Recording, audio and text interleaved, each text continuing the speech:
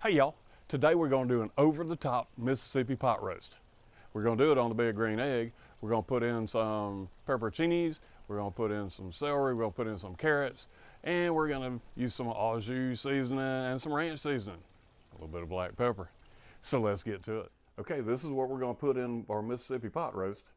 We are going to do over the top, so we're going to put a little twist on that. We're also going to put in some carrots and some celery, along with our 3.5 pound chuck roast. Okay, so let's get everything rolling. All right, here's our chuck roast. Got a little bit of a fat cap on it. We're going to trim that off and then we'll be right back. So we're going to put some black pepper on it. I'm going to go ahead and I'm going to do this over the Dutch oven, fat side down, so we can render some of that fat in there, give us a little bit of extra flavor. But I'm just going to put some black pepper on here. The other ingredients, the au jus, the ranch seasoning, that's all going to have some salt in it, and the pepperoncinis as well. So I don't want to go too salty with it. Okay. All right, so we've got it peppered up. We're going to let it sit while we get the grill up to 225, 230 degrees, and then we're going to go set it on top of the Dutch oven.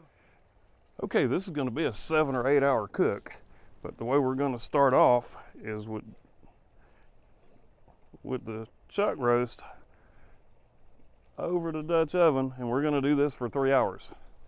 Okay, we're going to do it at 250 degrees. We'll check back in 3 hours. Okay, we are 3 hours in. Let's see what the temperature is on our meat so far. Okay, we're at about 160 degrees. So we're going to take this off of the Dutch oven. Now we're going to take our onions and we're going to layer them just in the bottom of the Dutch oven. Now for this I did use sweet onions. You use just regular yellow onions or whatever you want. I'm just laying them down in the bottom. This is just one medium-sized onion. As you can see, that's how I got it sliced up. All right, I'll give you a look. Okay, so that is how the onions are laid out. Now we're going to take the chuck roast and put it in the Dutch oven. We got a nice bark on that chuck roast. That looks good. All right, now we've got our 1 ounce packet of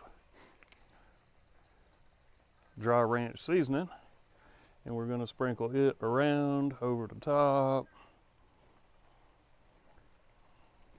We're just going to get that all in the Dutch oven. Okay, so we got that. Now we got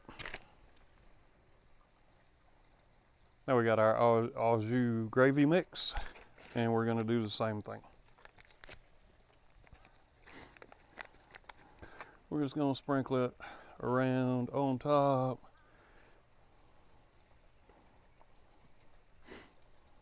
Okay. And we got 1 cup of water. I'm going to add that to the mix.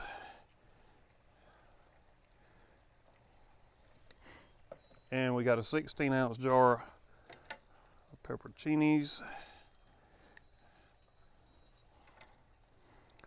And I'm just gonna kind of lay them around.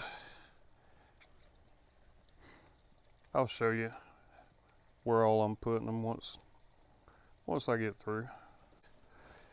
This is where the next phase is supposed to be from 5 to 8 hours. So we're going to see, I did check the internal temperature of the meat, and according to my twin temp spike that I have in there, it's 171 degrees. So we're going to 205, but we're not in a big hurry to get there. We want to go low and slow because we want this roast to just fall apart. All right, now I'm just going to dump the rest of the juice from the pepperoncinis in. Now we're going to cover it up here. I promised to show you what it looks like. Okay, and don't worry about the powder that's all over the place. Once we put the lid on and it starts cooking, the moisture is going to take care of that for us. Okay, so we're going to cover it, the Dutch oven, and we're going to bring the temperature up to about 300 degrees, and we're going to let it go until we have 205 internal on the meat and it is fork tender. Okay, we are at 2.5 hours of everything being inside of the Dutch oven. So now it is time to add our carrots and celery. So I'm just using baby carrots and some chopped up celery.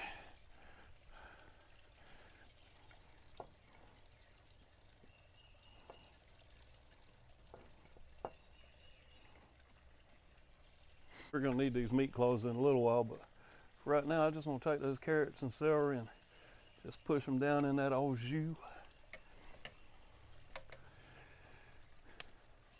Then we're going to cover it back up and cook it for about another hour. Then it'll be ready to eat. We can serve it over rice, mashed potatoes, a hamburger bun, whatever you want.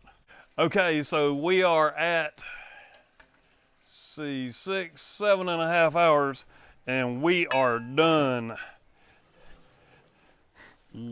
So what we're gonna do is let's take these meat forks and we're just gonna shred this.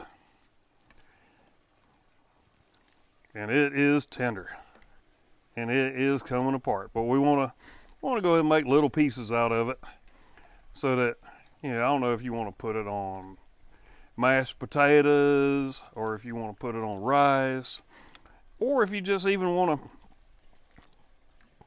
put it on a hamburger bun. Have you some au jus with it. All right, we're gonna pull this, let it cool off for just a second, and we're gonna have a taste. Okay, let's dig some of this meat out so we can see what it tastes like. We'll let it cool off for a second. You can let it cool. I'm gonna burn my mouth off.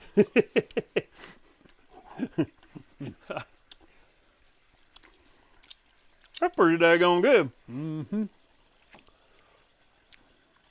I can taste a little bit of the pepper, but it's not strong. It beats the heck out of beaver tail. Mm-hmm. Yeah. That is good. My wife is gonna love this tonight. All right, that is good. All right, so that is over the top Mississippi pot roast. I'm gonna put the recipe down in the description box below, and I did use my Thermopro Lightning to check the internal temp of the meat because we wanted it to be around 205 so it'd fall apart. So I'm gonna put that link to Thermopro. Use coupon code ThermoProTeam, and you save 15% off on anything you get through Thermopro. And until next time I see y'all at the grill, y'all keep on grilling.